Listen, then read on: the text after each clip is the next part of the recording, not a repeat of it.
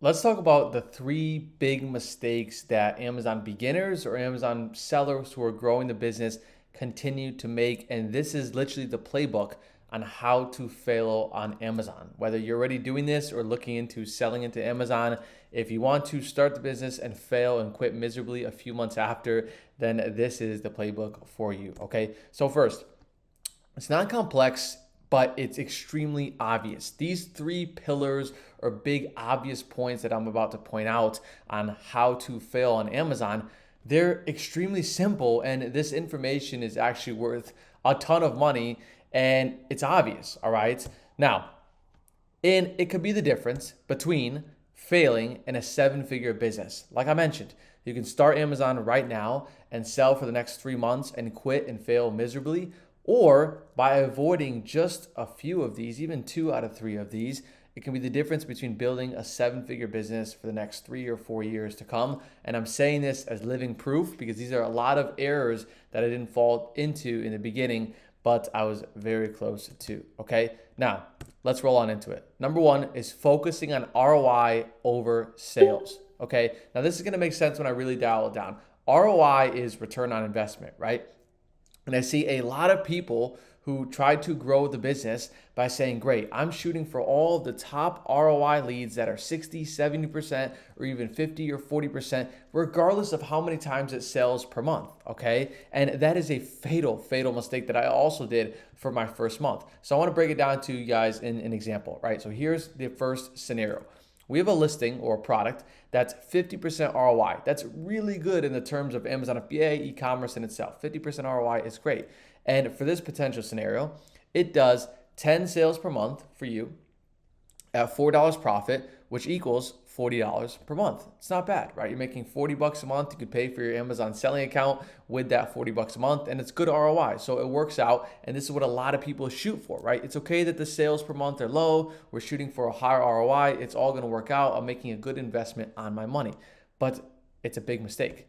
So look at scenario number two. We have a 25% ROI product, all right? And this one does 100 sales per month for your own inventory. That's what you can sell through, not just the entire listing. At $4 profit, so that means you're investing, 16, all right, for every buy cost. And that's $400 profit. So I'm not going to say, okay, look, obviously 400 is more than 4. If you just did more than 4, of course.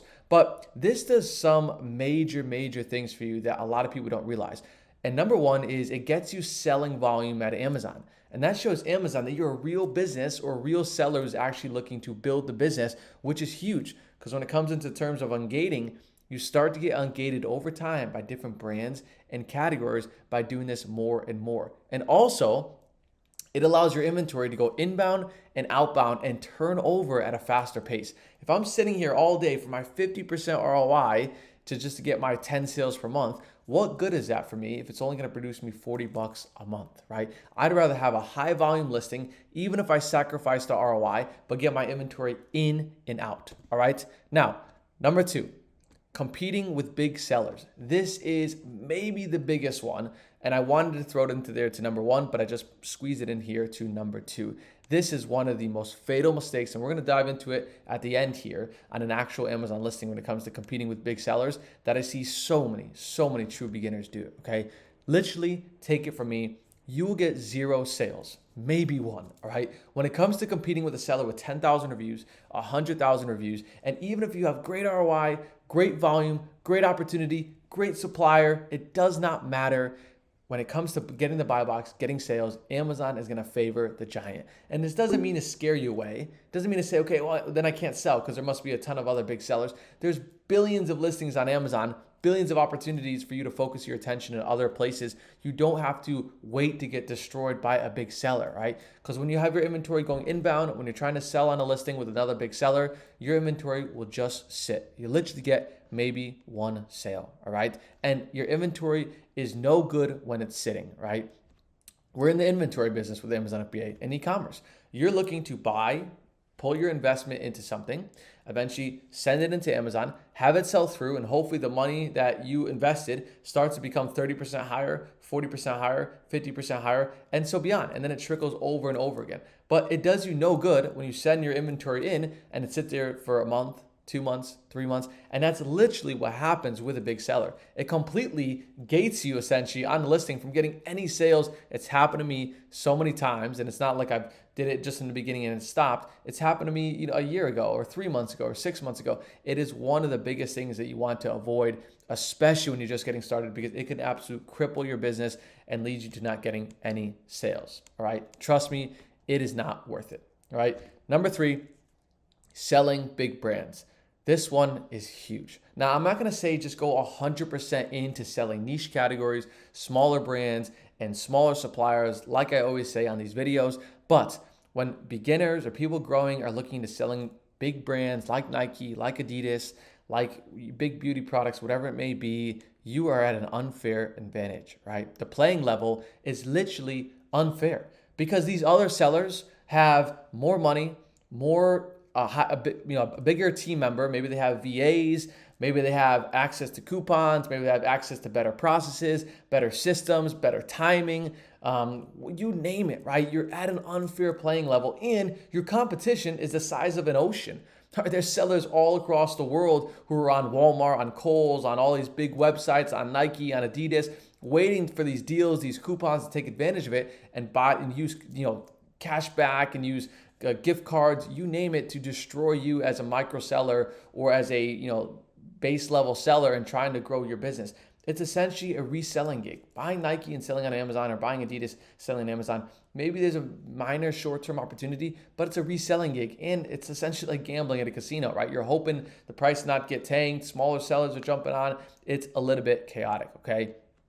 And those leads don't have a long shelf life on Amazon, all right?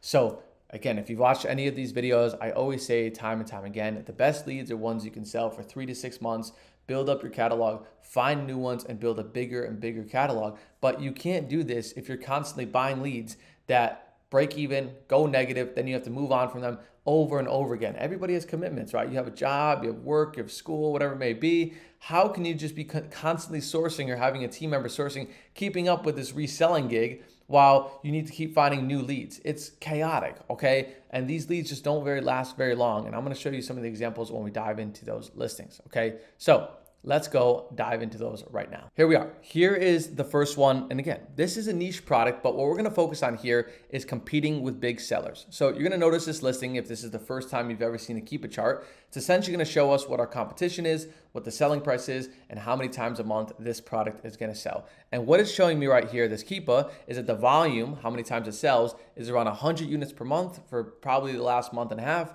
And also recently it went down to 50 sales per month. And if I open it up to the past year, it's been between 50 sales per month, 100 sales per month, and even less than that. So it's not great volume. And when you kind of compare how well it's doing with how much it's selling, there's not too much opportunity, right? At maximum on the entire listing, you're fighting for a few $100s in profit, right? But that's not the biggest thing.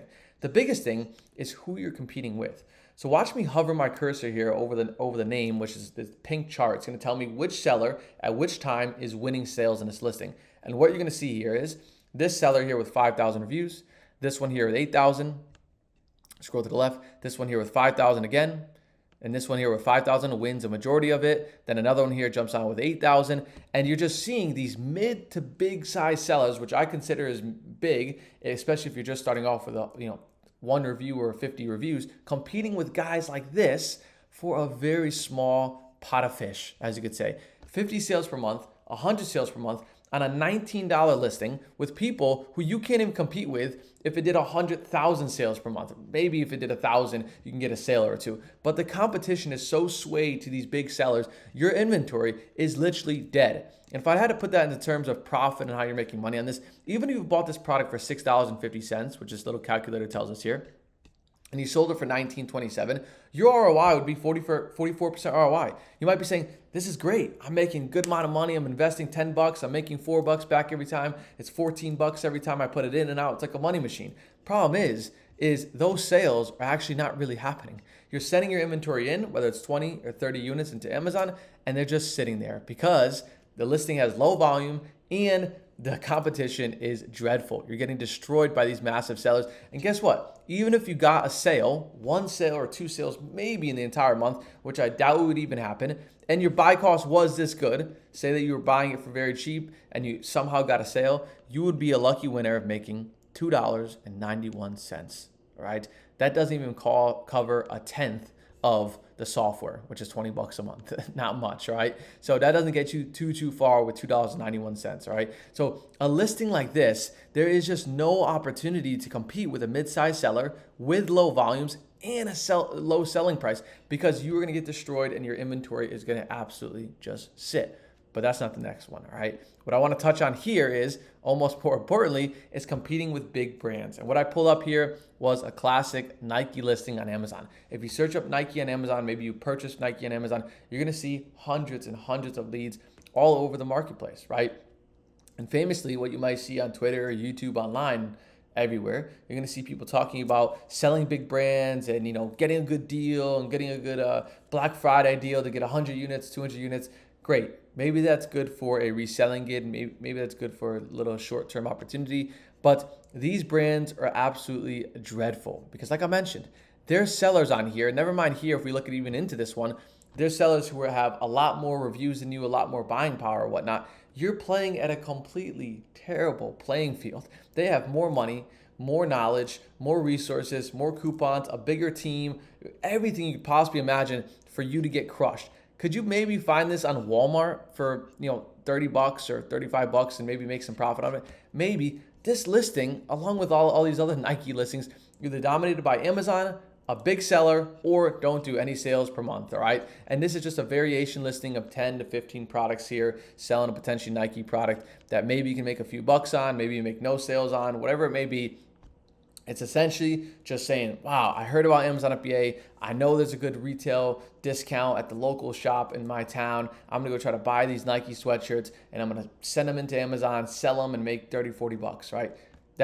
You might as well sell them on eBay, right? That is essentially a reselling business. And I can't tell you guys how many times I have met people who are looking to get into the business or trying to start the business and say, I'm gonna go source Walmart, Target, look for Nike, look for clothes, look for shoes, send them into Amazon and try to make some money. And that is basically a hope and a prayer. It's not a true business model. And I see so many beginners who say it's too competitive, too many other sellers. I can't win, I can't sell my Nike products, and it's not the correct way to do the business. It's how you fail at a very, very fast rate, all right? So there are 3 ways to essentially guarantee failure on Amazon and not succeed that I want all of you guys to avoid by watching this video and watch other videos. So as always, if you guys like the video, please like and subscribe. I'm making a video about 3 to 4 times a week, and these will only get more and more consistent. So I will see you guys in the next one.